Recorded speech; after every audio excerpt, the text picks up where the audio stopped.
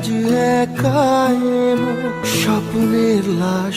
Tollywood জুড়ে যখন শোক, ক্ষোভ ও রহস্যের ঘন ঘটা, ঠিক সেই সময়ে এক নিঃশব্দ মানবিকতার উদাহরণ তৈরি করলেন সুপারস্টার জিৎ।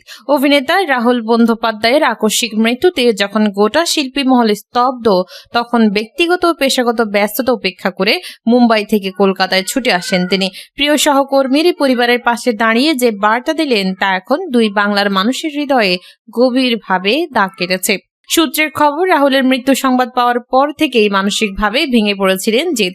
শেষকৃত্যে উপস্থিত থাকতে না পারার আক্ষেপ যেন তাকে আরো ব্যথিত করে তোলে। সেই তাগিদ থেকে দ্রুত কলকাতায় ফিরে আসা। বিমানবন্দর থেকে সরাসরি তিনি পৌঁছে যান রাহুলের বাড়িতে, যেখানে তখন শুধুই শোক, কান্না আর স্তব্ধতা। সেখানে গিয়ে এক হৃদয় বিদারক দৃশ্যের মুখোমুখি হন তিনি। একমাত্র সন্তানকে হারিয়ে রাহুলের মা সম্পূর্ণ ভেঙে পড়েছেন, খাওয়া দাওয়া প্রায় ছেড়ে দিয়েছেন, মানসিকভাবে দিশেহারা।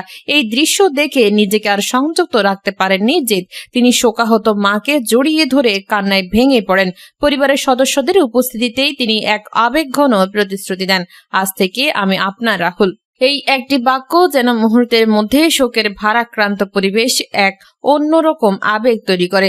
উপস্থিত সকলে স্তব্ধ হয়ে যান জিতের এই মানবিক ঘোষণায়। তিনি শুধু সান্ত্বনায় দেননি, বরং স্পষ্টভাবে জানিয়ে দেন পরিবারের যে কোনো প্রয়োজনে তিনি পাশে থাকবেন।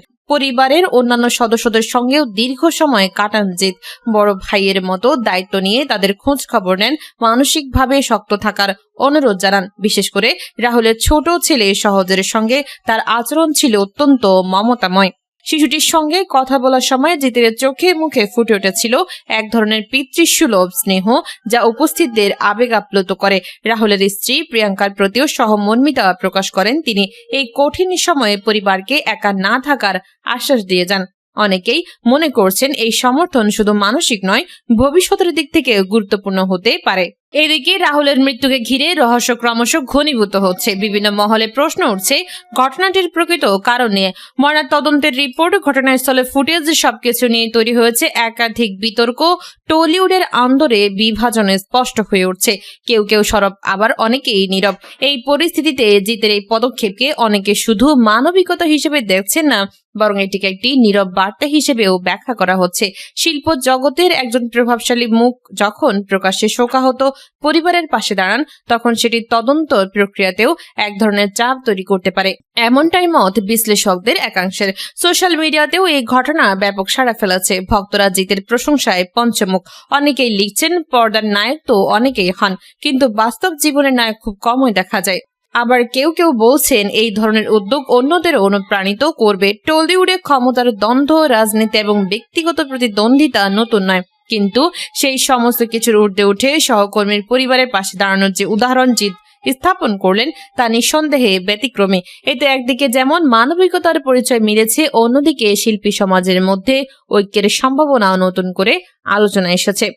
রাহুল বন্দ্যোপাধ্যায় আর ফিরবেন না, এই সত্য মেনে নেওয়া কঠিন। তবে তার পরিবার যাতে একা না পড়ে, সেই দায়িত্ব কাঁধে তুলে নিয়ে জিৎ যেন দেখিয়ে দিলেন সম্পর্ক শুধু রক্তের বন্ধনে সীমাবদ্ধ নয়, হৃদয়ের টানই শেষ কথা। এখন বড় প্রশ্ন, এই ঘটনায় কি তদন্তের গতি বাড়বে? জিতের মতো প্রভাবশালী ব্যক্তিত্বের উপস্থিতি কি সত্য উদ্ঘাটনের পথকে সহজ করবে? উত্তর সময় দেবে। তবে এটুকু স্পষ্ট, শোকের এই অন্ধকার সময়ে মানবিকতার আলো নিভে যায়নি। ভোজ্য তেল নিয়ে সীমান্ত সহ সারা দেশে অভিযানে বিজিবি। ভোজ্য তেলের বাজার স্থিতিশীল রাখতে সরবরাহ ব্যবস্থা সচল রাখা এবং অসাধু মজুতদার, কালোবাজারি ও পাচারকারী চক্রের অপতৎপরতা রোধ করে অস্বাভাবিক মূল্য বৃদ্ধি প্রতিরোধে সীমান্ত এলাকা সহ সারা দেশে অভিযান পরিচালনা করছে বিজিবি। একই সঙ্গে গোয়েন্দা তৎপরতা বৃদ্ধি সহ সার্বিক কার্যক্রম জোরদার করেছে রাষ্ট্রীয় এই বাহিনী। শুক্রবার বিজিবির জনসংযোগ কর্মকর্তা শরীফুল ইসলাম এই তথ্য জানিয়েছেন।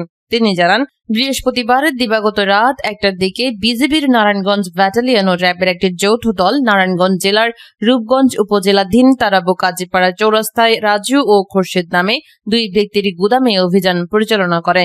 অভিযানে অবৈধভাবে মজুত করা 9টি ব্যারেলে প্রায় 2000 লিটার খোলা সয়াবিন তেল পাওয়া যায়। অভিযানে স্থানীয় বাজার থেকে খোলা সয়াবিন তেল সংগ্রহ করে অবৈধভাবে মজুদ, বোতলজাতকরণ এবং বন্ধন প্লাস ও বিসমিল্লাহ নামক স্টিকার ব্যবহার করে তা বাজারজাত করার সুস্পষ্ট প্রমাণ পাওয়া গেছে বলে জানান তিনি।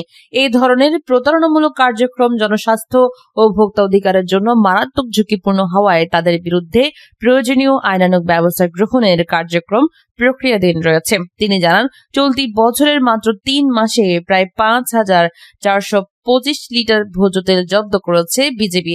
জয়পুরহাট, সাতক্ষীরা, যশোর, ফেনী, কক্সবাজার ও নারায়ণগঞ্জ সহ বিভিন্ন জেলায় পরিচালিত অভিযানে এই ভোজ্য তেল উদ্ধার করা হয়েছে। এর আগে 2024 সালে 13,177 লিটার এবং 2025 সালে 30,092 লিটার সহ 2 বছরে মোট 43,269 লিটার ভোজ্য তেল জব্দ করেছে বিজিবি। বর্তমান প্রেক্ষাপটে অবৈধভাবে ভোজ্য তেল মজুদ ও চোরাচালান প্রতিরোধে বিজিবি সীমান্ত এলাকায় সর্বোচ্চ সতর্ক অবস্থানে রয়েছে। ভোজ্য তেল পাচার কার্যকরভাবে প্রতিরোধের লক্ষ্যে বিজিবি সীমান্ত এলাকায় নিয়মিত ও বিশেষ টহল বাড়িয়েছে।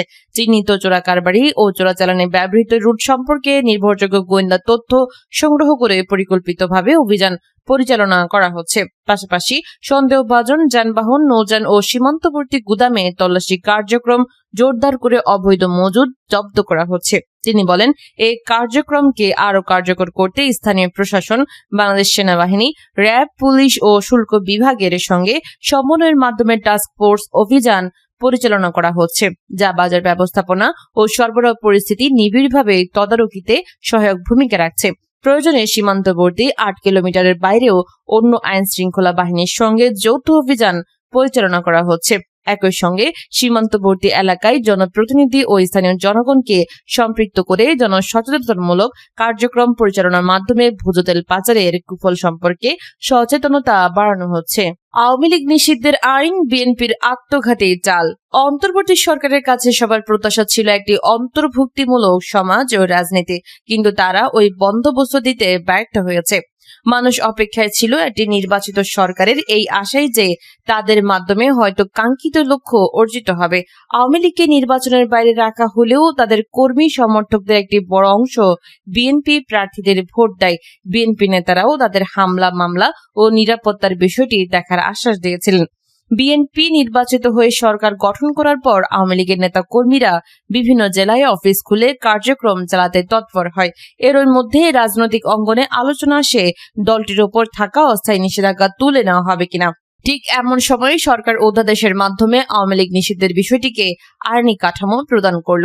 শেখ হাসিনার পতনের পর বিএনপির চেয়ারপারসন বেগম খালেদা জিয়া 7 আগস্ট দলীয় কার্যালয়ের সামনে প্রথম ভার্চুয়াল ভাষণে বলেন, ধ্বংস নয়, প্রতিশোধ নয়, প্রতিহিংসা নয়, আসুন ভালোবাসা, শান্তি ও জ্ঞান ভিত্তিক সমাজ গড়ে তুলি। প্রধানমন্ত্রী তারেক রহমান নির্বাচনের আগে টাইম ম্যাগাজিনকে দেওয়া এক সাক্ষাৎকারে বলেছিলেন, নির্বাহী আদেশে তিনি কোনো রাজনৈতিক দলকে নিষিদ্ধ করার পক্ষে নন। তিনি ওই সাক্ষাৎকারে বলেছিলেন, আজ যদি একটি দল নিষিদ্ধ করা হয় তবে কাল আমার দলও নিষিদ্ধ হবে না, তার নিশ্চয়তা কি। গত বছর 13 ফেব্রুয়ারি মির্জা ফখরুল ইসলাম আলমগীর এক প্রেস ব্রিফিং এ বলেন, আমি বলেছি যে জনগণ সিদ্ধান্ত নেবে। আমরা এই বিষয়টা বারবার করে বলে আসছি যে আমরা একটা লিবারেল ডেমোক্রেটিক পার্টি, আমরা গণতন্ত্রে বিশ্বাস করি। গণতন্ত্রের সব নর্মস অ্যান্ড কন্ডিশন যেগুলো আছে সেগুলোর উপর আমরা আস্থা রাখি এবং সেটা আমরা চর্চা করি, অতীতেও চর্চা করেছি। আমরা এই কথা বলে আসছি যে it is not us who will decide যে কোন পার্টি নিষিদ্ধ হবে, কোন পার্টি কাজ করবে, কোন পার্টি কাজ করবে না। পিপলস উইল ডিসাইড, মানুষ বা জনগণ নির্ধারণ করবে কোন পার্টি থাকবে কি না থাকবে, কোন পার্টি বিনির্বাচন করবে কিংবা করবে না। বিএনপির স্থায়ী কমিটির সদস্য সালাউদ্দিন আহমদ সংবাদ কর্মীদের সঙ্গে আলাপকালে বলেন, আমরা আগে ওই বিষয়ে আমাদের বক্তব্য পরিষ্কার করেছি। নির্বাহী আদেশে কোন রাজনৈতিক দলের কর্মকাণ্ড বা কোন রাজনৈতিক দলকে নিষিদ্ধ ঘোষণা করা আমরা সমর্থন করি না। তিনি আরো বলেন, যে কোনো প্রক্রিয়ায় নির্বাহী আদেশের মধ্যে দিয়ে যদি আমরা রাজনৈতিক দল নিষিদ্ধ চাই তাহলে সেটা হবে একটা ভয়ঙ্কর চর্চা। বিএনপির শীর্ষ নেতৃত্বের এমন অবস্থানের পর ওই বিএনপি কেন এখন আওয়ামী লীগকে নিষিদ্ধ করল? নির্বাচনের আগে তারা নিষিদ্ধের কথা বলেনি, বিজয়ের পরে এই কাজ করার মাধ্যমে কি তারা প্রমাণ করলো যে সেটি ছিল তাদের কৌশল, নাকি তারা ভাবছেন প্রধান প্রতিদ্বন্দ্বীকে মাঠ থেকে সরানো গেলে জামায়াতকে গুনায় ধরার কেউ থাকবে না? আওয়ামী লীগকে নিষিদ্ধ করা ছিল অন্তর্বর্তী সরকারের বিতর্কিত সিদ্ধান্ত। তাকে আইনে রূপান্তর করাটা বহুদলীয় রাজনীতির জন্য এক অশনির সংকেত।